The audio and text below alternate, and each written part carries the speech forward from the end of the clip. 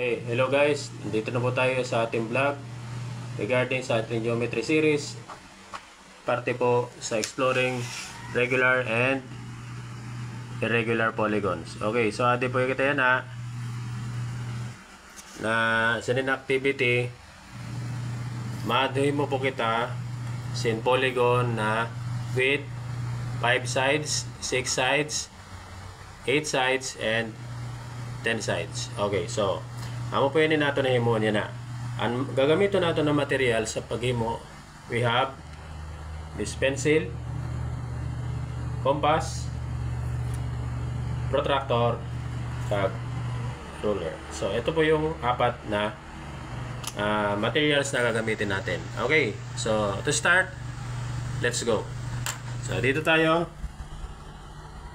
sa drawing number 1. Kasi po ang drawing number 1 po natin dito ay gagawa tayo ng regular pentagon. Okay, so yan. Dito po gagawin po natin yung regular pentagon. Okay, so alamin natin yung length of each side, measure of each interior angle. Pag sinabi pong interior angle, nasa loob na angle. Then sum of the interior angles. Ang total po ng lahat ng interior angles. Okay, so unang gagawin, first step po natin ay gagawa tayo ng pentagon. Okay, so noong nakaraang series ay tinuruan ko kayo kung paano gumawa ng regular pentagon. Okay, so dito tayo sa drawing number 1, gagawa muna tayo ng point. Okay, dito sa point na yan ay mag-draw tayo ng circle. Okay, wala po yung measurement. Kung anong measurement niyan ng radius, wala po. Ang importante ay makagawa po tayo ng circle. Okay, so ito po ang circle. Okay, so andyan, nakikita nyo po ba? Circle, ayan.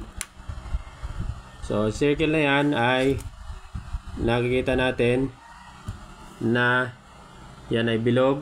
Tapos gagawa tayo ngayon ng isang pentagon. Okay, regular pentagon. Okay, so gawa tayo ng radius. Okay, so doon po sa series natin, ulitin natin na ang isang circle ay 360 degrees. So since 5 sides ang ito-draw natin, so 360 divided by 5. So we have 7, 35, so 1, bring down 0. So 10 divided 5 to 2 times 5, 10, 0. Okay. So 72 degrees each. So gagawa na po tayo ng 72 degrees. Okay. So gagawa tayo ng 72 degrees. Okay. So 72.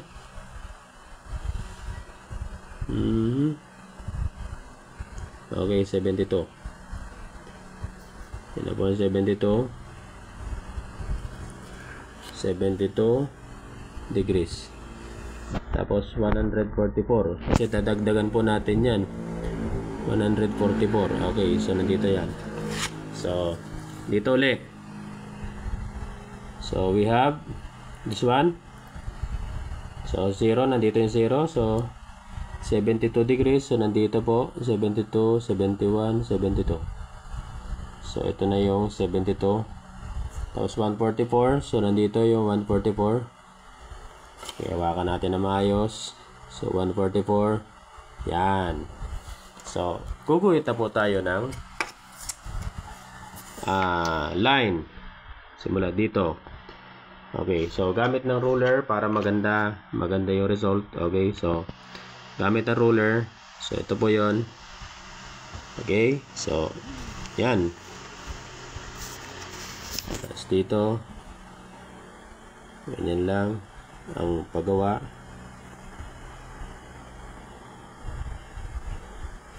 Make sure po mga guys na ang ating pagguhit ay straight, na dapat ay measure po yan dyan. Okay, so yan, iniikot-ikot ko lang yung papel para madali lang yung pagguhit. Okay, kasi marami namang technique kung paano ang pagguhit.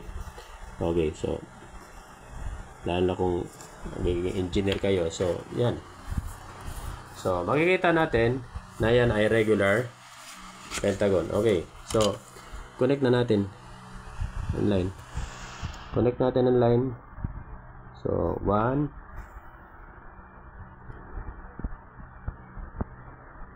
2,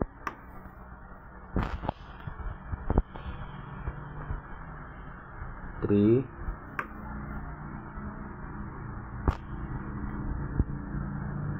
4, at yung last po natin, ito, 5. Okay, last. Okay, so last na po natin. So that is what we call regular pentagon. So, alamin natin kung ilan ba yung length ng ang bawat side. Since regular ito, so lahat po ng sides niya na equal. Okay, ang gagamitin po nating ruler, so tingnan natin na ang ruler po natin ay meron dyan 10, 20, 30. Baka ma-confuse po kayo na yan ay naka-express yung ruler na yan is mm or millimeters. So, base po sa sa ano po natin, na ang 10 mm or millimeters is equal to 1 cm. So, bawat 10 mm, 1 cm. So, let's measure. Okay. Ang pag-measure po niyan dapat ito ho. Yan. Ito mismo dapat nakatapat din dyan. Okay. So, ganyan. So, let's see. So, we have 10, 20, 30. 30 point.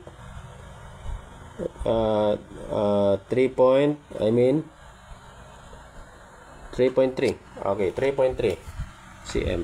So, tingnan natin ito kung 3.3 ba. Okay, so halos pareho lang sila.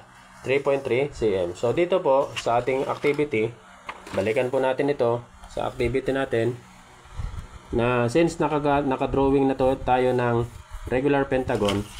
Ito po yon, regular pentagon, yan. So, length of each side is, ilan nga yan? 3.3. 3.3 cm. Yan. So, ngayon, ang problema na natin, measure of each interior angle. So, paano natin ma-measure ang interior angle? So, ganito. Ang pag-measure po ng interior angle, since nakagawa na tayo ng regular pentagon, so, i-measure po natin itong angle na ito. Okay. Para hindi po kayo ma-confuse, buburahin natin to. Buburahin natin yan, ha. Ito lang, itong radius lang, buburahin natin. Para makita ninyo mga guys. Okay. So, ito. Ito yung i-measure natin. Yan. Okay. Kung halimbawa, mag-measure tayo, itong measure na yung angle na yan. Kasi regular siya, all angles are equal. So, tingnan natin. Let's see. Okay, so tapat dapat yan sa gitna.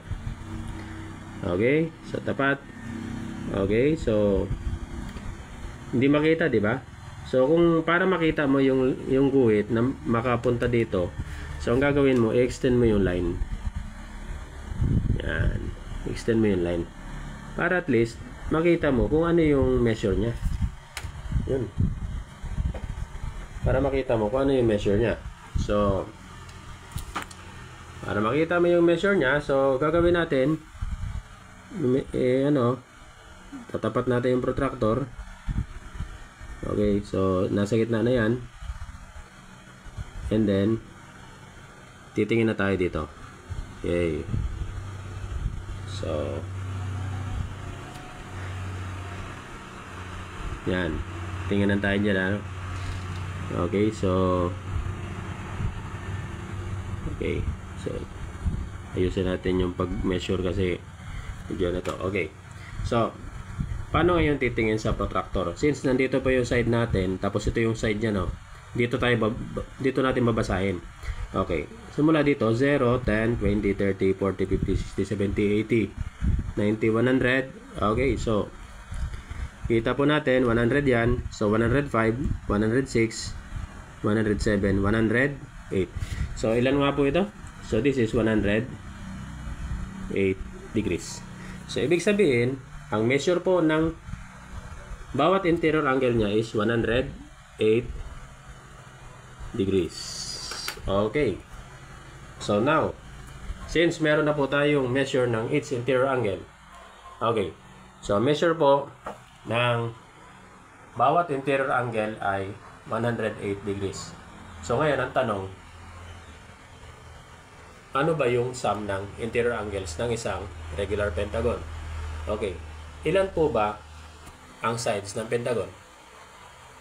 So, sides ng pentagon ay meron siyang 5. Okay. Let's go back here. Dito tayo. Since 5 ang sides ng pentagon,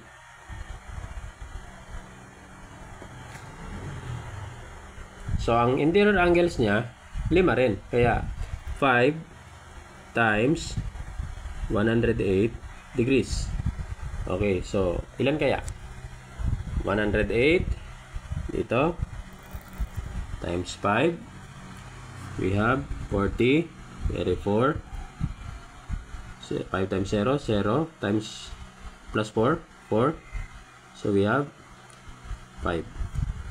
So ang sum of the interior angles po niya ay 540 degrees. So ito po yung sum of the interior angles niya. So that's all. Guys, nakita po natin kung paano mag-measure ng bawat interior angle, pagkuha ng side or the length of the side using our ruler, and to find the sum of the interior angles of a given regular polygon like this regular pentagon. Okay, so that's all for today, and may God bless us all.